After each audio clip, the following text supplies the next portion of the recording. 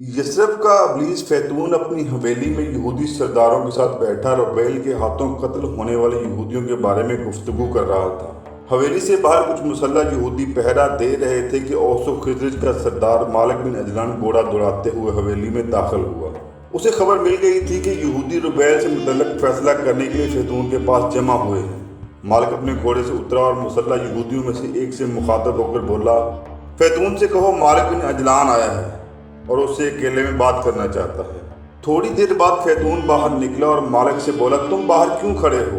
अंदर आ जाओ, इस घर में तुमसे कोई पर्दा नहीं। मालिक ने फैतून से कहा, मैं तुमसे अकेले में बात करना चाहता हूँ। मालिक और फैतून हवेली से बाहर निकल गए। फैतून ने मालिक बिन अजलान से पूछा, कहो क्या कहना चाहते हो? मालिक बिन अजलान ने बड़ी आजिज़ी और इनकिसारी से कहा, मैं दरअसल ये बताने आया हूँ कि किन हालात में रुबैल और चंद अरबों के हाथों यहूदी नौजवानों का कत्ल हुआ। रुबैल बेचारा बेगुनाह है। इसके हाथों मरने वालों ने पहले बनु वाक़िफ़ की बूढ़ी औरत को कत्ल किया। इसके अलावा रुबैल के भाई, इसकी माँ, बहन और उसके साथ उसके होने वाले ससुर को भी कत्ल कर दिया। फैतून ने चौंकते हुए पूछा, रुबैल की शादी किससे होने वाली है? बनु सालम के अजैल की बेटी रहील के साथ, मालिक ने जवाब दिया। फैतून ने शैतानी मुस्कुराहट के साथ कहा कि वो बहुत हसीन और पुरकशिश लड़की है। मैं एक अरसे से आस लगाए बैठा हूँ कि उसकी शादी हो। तुम फौरन उसकी शादी का इंतज़ाम करो। मालिक बिन अजलान ने मुतमईन लहजे में कहा कि मैं उनकी शादी का इंतज़ाम कर देता हूँ, लेकिन तुम वादा करो कि रुबैल के खिलाफ कोई कार्रवाई नहीं की जाएगी। फैतून ने सर झटकते हुए कहा, मैं जज्बात में भूल गया था कि वो एक कातिल है। सब यहूदी मुझसे मुतालबा कर रहे हैं कि रुबैल को कत्ल कर दिया जाए। मालिक बिन अजलान ने गमज़दा लहजे में कहा, उसके कत्ल से तुम्हें क्या हासिल होगा? रहील खुदकुशी कर लेगी। वो रुबैल से मोहब्बत करती है।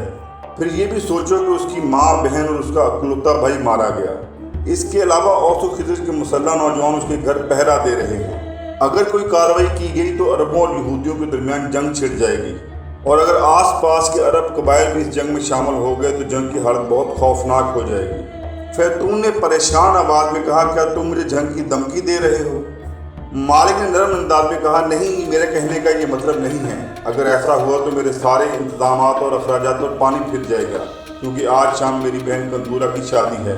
अगर रुबैल को कुछ हो गया तो मुझे शादी को रोकना पड़ेगा। मालिक बिन अजलान फैतून को लालच देकर अपने जाल में फंसाने की कोशिश कर रहा था। फैतून ने खुशी का इजहार करते हुए कहा, मैं तो भूल ही गया था, आज शाम तुम्हारी बहन कंतूरा की शादी है। अच्छा, अब मुख्तसर कहो, तुम क्या चाहते हो? मालिक बिन अजलान ने आजिज़ी से कहा कि मैं चाहता हूँ कि रुबैल को माफ़ कर दिया जाए, क्योंकि फसाद खड़ा करने में उसने पहल नहीं की। मालिक के डराने, धमकाने और लालच देने का ऐसा असर हुआ कि फैतून ने हथियार डाल दिए और बोला, मालिक तुम दुरुस्त कहते हो, रुबैल की ज़िंदगी में ही मेरी फलाह है। मैं यहूदी सरदारों को समझा देता हूँ कि कोई रुबैल के खिलाफ कार्रवाई नहीं करेगा।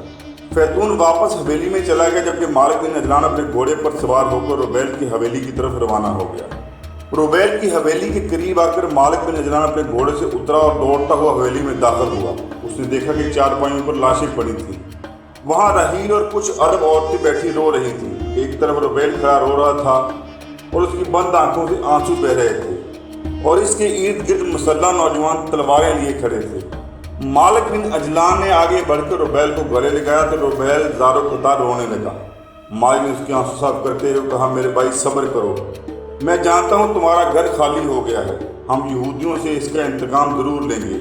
मैं फैतून से तुम्हारे मुतल्लिक़ बात करके आया हूँ। वहाँ सारे यहूदी जमा थे। मैंने फैतून से अलहदगी में बात की और इससे आमादा कर लिया है। तुम्हारे खिलाफ कोई कार्रवाई नहीं होगी। मालिक बिन अजलान ने रुबैल से कहा कि अगर तुम चाहो तो कंतूरा की शादी मुलतवी कर दी जाए। रुबैल ने चौंक कर कहा, नहीं, ये शादी ज़रूर होगी। आज हम इस यसरब के अबलीस का सर उतार कर ही दम लेंगे।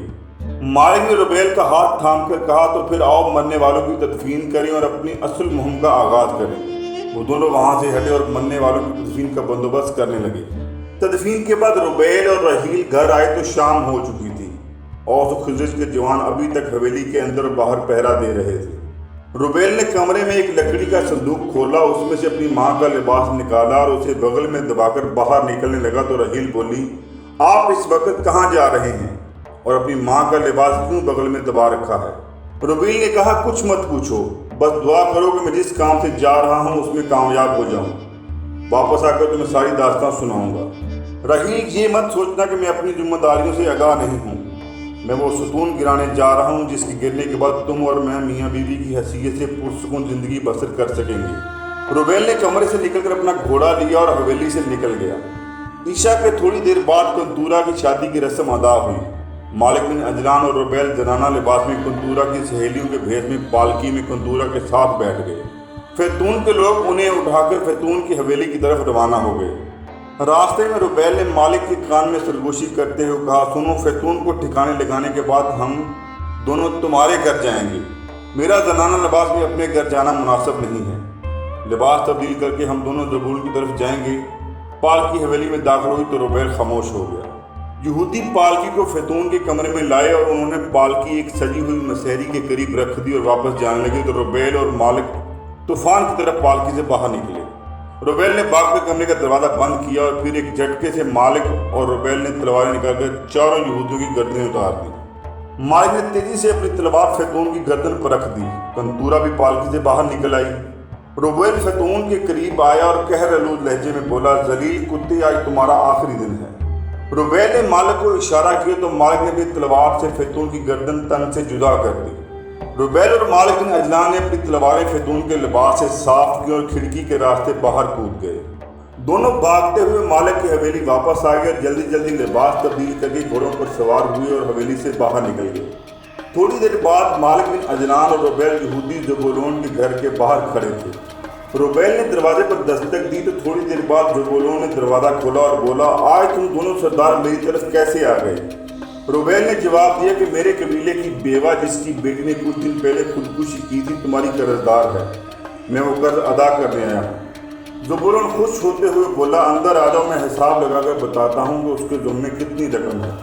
وہ دونوں اندر کمرے میں بیٹھ گئے، پھر اس نے جو رقم بتائی وہ روبیل نے ادا کر دی۔